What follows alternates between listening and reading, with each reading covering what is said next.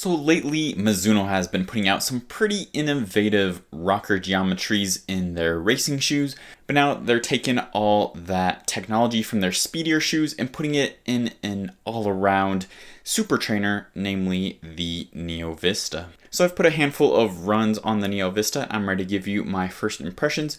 Just a quick disclaimer that Mizuno did send these to me for review, but all my thoughts and opinions are my own.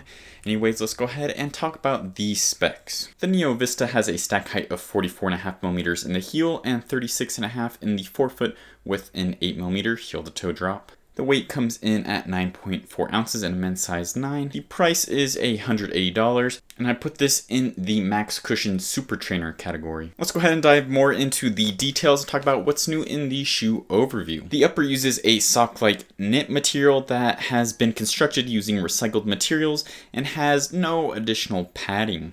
The midsole introduces a new foam called Energy Next, and Mizuno is calling this their next-gen bio-based midsole that is lighter and bouncier than regular Energy foam. To help stabilize the soft foam is a nylon reinforced fiberglass wave plate. The outsole is made out of G3 rubber and provides full coverage heel to toe. Now talking about the fit of the Neo Vista. With my prior Mizunos lately, namely the Wave Rebellion Pro, it ran a little snug, so I did go up half a size in that shoe. This shoe, however, I went with my regular size, my size 12, and I thought that the length fit perfectly. I had a good enough lockdown, no slipping or sliding or anything, especially with this kind of sock-like, very minimal knitted upper. I didn't want to be extra baggy or roomy, so I think true to size is definitely the way to go in this shoe. Alright, now let's talk about the ride and my first impressions of the Neo Vista.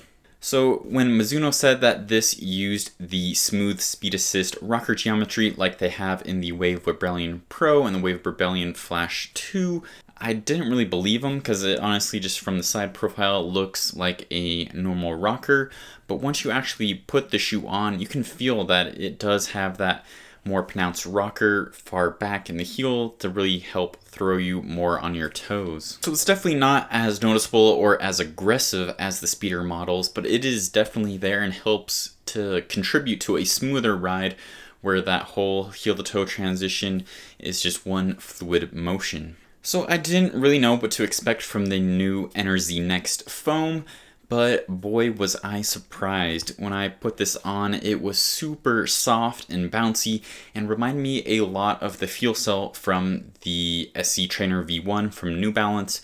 And without any plate in there, it'd probably be too mushy, but luckily since it does have that fiberglass infused nylon plate, it does add a little bit extra stability to that foam, as well as a little extra bit of responsiveness as well. Alright, so this shoe has a ton of soft bouncy cushion underneath the plate to help make it a little more stable, give it a little extra pop. It has that unique geometry to really throw you on your toes, but what types of runs is this shoe best for? Well, honestly, I thought it was pretty versatile, and I think kind of my ideal conditions with the shoe were kind of anywhere from easy to medium moderate pace. I think that it was soft and cushy and protective enough for taking it slow, taking it easy, as well as long runs give you that protection. And if you want to pick up the pace a little bit with that plate and that rocker, you could get going just a little bit in it. However, I do think it's a little too mushy, a little too soft if you're trying to go like all out, like doing 800 repeats or something like that. This isn't my first choice.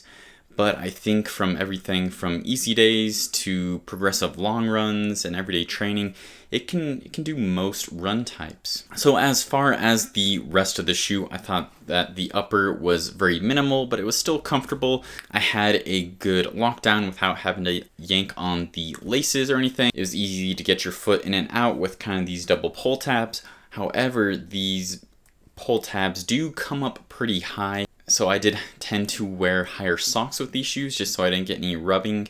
So that is something definitely to note, is that these come way up on your Achilles and even around here around the ankle. So now touching briefly on the outsole itself, like I said, it's pretty much full coverage heel to toe except for this big gap in the middle and then one little tiny spot up here. And the rubber itself, I haven't had any durability concerns. It's holding up well so far. But this one little spot has seen some wear that's a little bit concerning. Admittedly, this is where I tend to toe off, so I tend to put a little extra wear in this area. However, with such a soft and supple foam, it definitely takes a little bit of a hit with any of the exposed areas in the durability department.